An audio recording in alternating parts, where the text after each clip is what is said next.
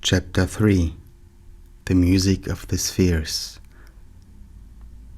By this, I do not wish to encourage any superstition or any ideas that might attract people into the fields of curiosity, but through this subject I wish to direct the attention of those who search for truth towards the law of music, which is working throughout the whole universe, and which, in other words, may be called the law of life, the sense of proportion, the law of harmony, the law which brings about balance, the law which is hidden behind all aspects of life, which holds this universe intact and works out its destiny throughout the whole universe, fulfilling its purpose.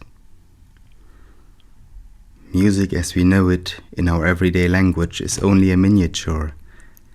That which our intelligence has grasped from that music or harmony of the whole universe which is working behind us. The music of the universe is the background of the little picture which we call music.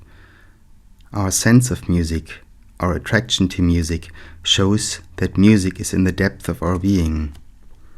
Music is behind the working of the whole universe. Music is not only life's greatest object, but music is life itself.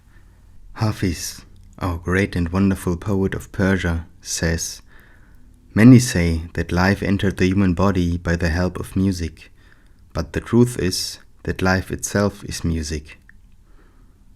I should like to tell you what made him say this. There exists in the East a legend which relates that God made a statue of clay in his own image and asked the soul to enter into it. But the soul refused to enter into this prison, for its nature is to fly about freely and not be limited and bound to any sort of captivity. The soul did not wish in the least to enter this prison. Then God asked the angels to play their music, and, as the angels played, the soul was moved to ecstasy.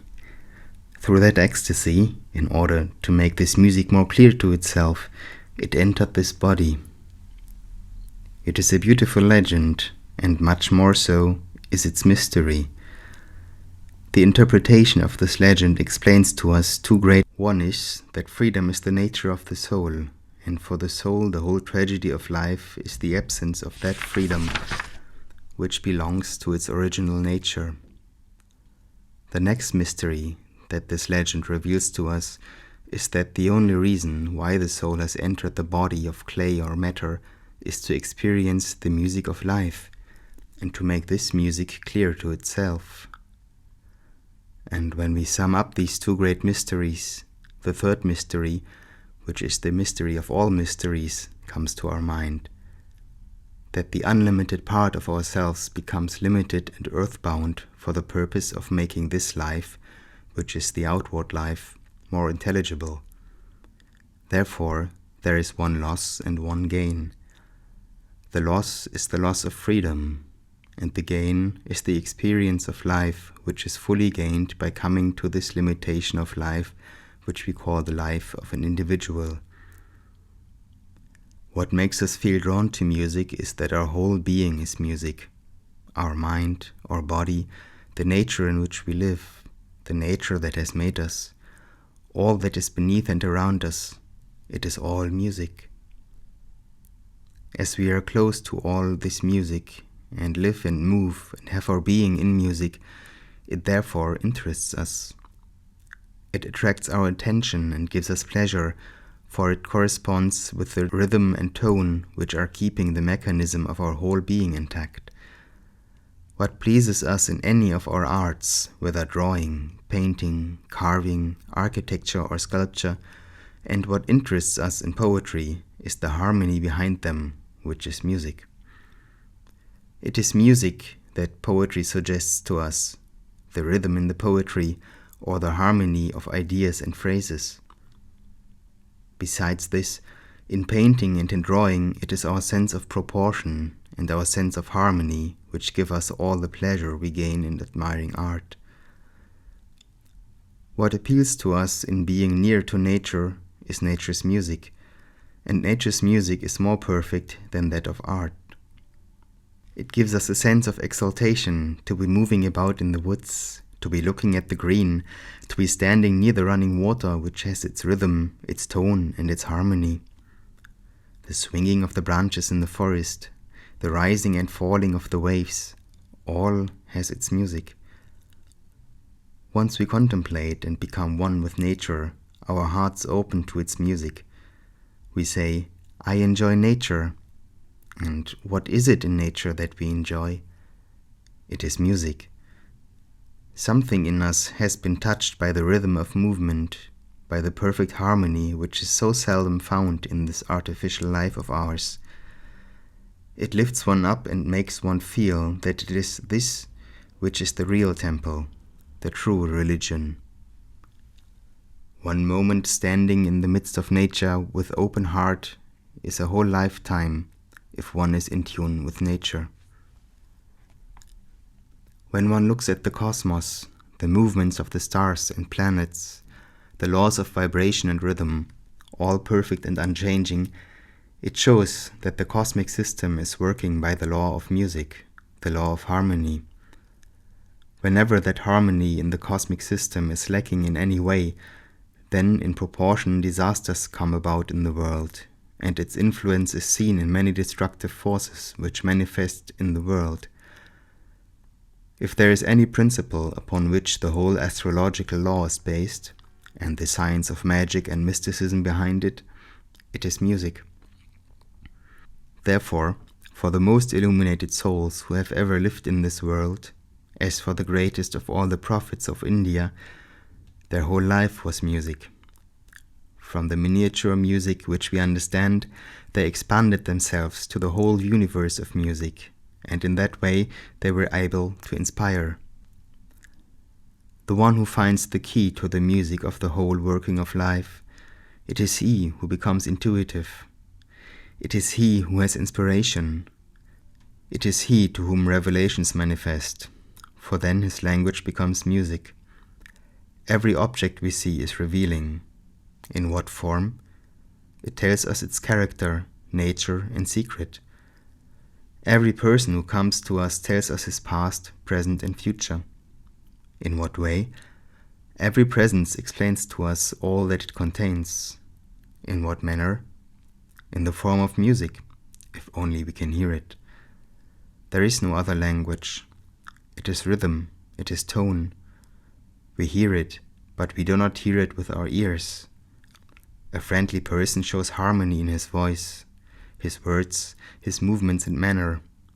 An unfriendly person, in all his movements, in his glance and expression, in his walk, in everything, will show disharmony, if only one can see it.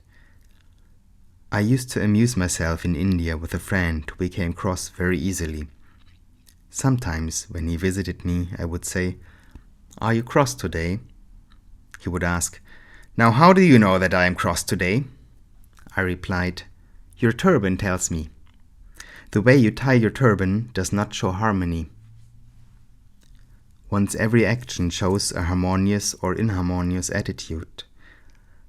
There are many things you can perceive in handwriting, but the principal thing in reading handwriting is the harmonious or inharmonious curves. It almost speaks to you and tells you the mood in which the person wrote. Handwriting tells you many things. The grade of evolution of the writer, his attitude towards life, his character. You do not need to read the letter, you only have to see his handwriting, for line and curve will show him either to be harmonious or inharmonious, if only you can see it. In every living being you can see this, and if you look with an open insight into the nature of things, you will read even in the tree that bears fruit or flower, what music it expresses. You can see from the attitude of a person whether that person will prove to be your friend or will end in being your enemy. You need not wait until the end. You can see at the first glance whether he is friendly inclined or not, because every person is music, perpetual music, continually going on day and night. Your intuitive faculty can hear that music, And that is the reason why one person is repellent and the other attracts you so much. It is the music he expresses. His whole atmosphere is charged with it. There is a story of Umar, the well-known Caliph of Arabia. Someone who wanted to harm Umar was looking for him, and he heard that Umar did not live in palaces, although he was a king, but that he spent most of his time with nature. This man was very glad to think that now he would have every opportunity to accomplish his objective. As he approached the place where Umar was sitting, the nearer he came, the more his attitude changed, until in the end he dropped the dagger which was in his hand and said, "I cannot harm you. Tell me, what is the power in you that keeps me from accomplishing the objective which I came to carry about?" Umar answered, "My at-one-ment with God." No doubt this is a religious term, but what does that at-one-ment with God mean? It is being in tune with the infinite, in harmony with the whole universe. In plain words, Umar was the receptacle of the music of the whole universe. The great charm that the personality of the Holy Ones has shown in all ages has been their responsiveness to the music of the whole being. That has been the secret of how they became the friends of their worst enemies. But this is not only the power of the Holy Ones. This manifests in every person to a greater or less degree. Everyone shows harmony or disharmony according to how open he is to the music of the universe. The more he is open to all that is beautiful and harmonious, the more his life is tuned to that universal harmony, and the more he will show a friendly attitude towards everyone he meets. His very atmosphere will create music around him. The difference between the material and the spiritual point of view is that the material point of view sees matter as the first thing, from which intelligence, beauty, and all else evolved afterwards. From the spiritual point of view, we see the intelligence and beauty first, and from them comes all that exists. From a spiritual point of view, we see that what one considers last is the same as first. Therefore, in the essence of this whole being, as its basis, there is music, as one can see that in the essence of the seed of the rose, there is the rose itself, its fragrance, form, and beauty. Although in the seed it is not manifest, at the same time it is there in essence.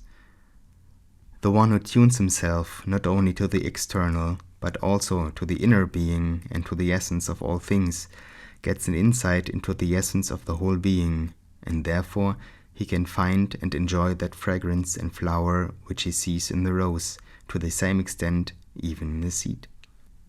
The great error of this age is that activity has increased so much that there is little margin left in one's everyday life for repose. Repose is the secret of all contemplation and meditation, the secret of getting in tune with that aspect of life which is the essence of all things. When one is not accustomed to take repose, one does not know what is behind one's being. This condition is experienced by first preparing the body and also the mind by means of purification. And by making the senses finer, one is able to tune one's soul with the whole being. It seems complex, and yet it is so simple. When one is open to one's tried friends in life, one knows so much about him. It is only the opening of the heart. It is only at-one-ment with one's friend. We know his faults and his merits. We know how to experience and to enjoy friendship. Where there is hatred and prejudice and bitterness, there is loss of understanding. The deeper the person, the more friends he has. It is smallness, narrowness, lack of spiritual development which makes a person exclusive, distant, and different from others. He feels superior, greater, and better than others. His friendly attitude seems to have been lost. In that way he cuts himself apart from others, and in this lies his tragedy. That person is never happy. The one who is happy is he who is ready to be friends with all. His outlook on life is friendly. He is not only friendly to persons, but also to objects and conditions. It is by this attitude of friendship that man expands and breaks down those walls which keep him in prison. And by breaking down those walls, he experiences at-one-ment with the Absolute. This at-one-ment with the Absolute manifests as the music of the spheres, and this he experiences on all sides. Beauties of nature, color of flowers, everything he sees, everyone he meets. In the hours of contemplation and solitude, and in the hours when he is in the midst of the world, always the music is there. Always he is enjoying the harmony.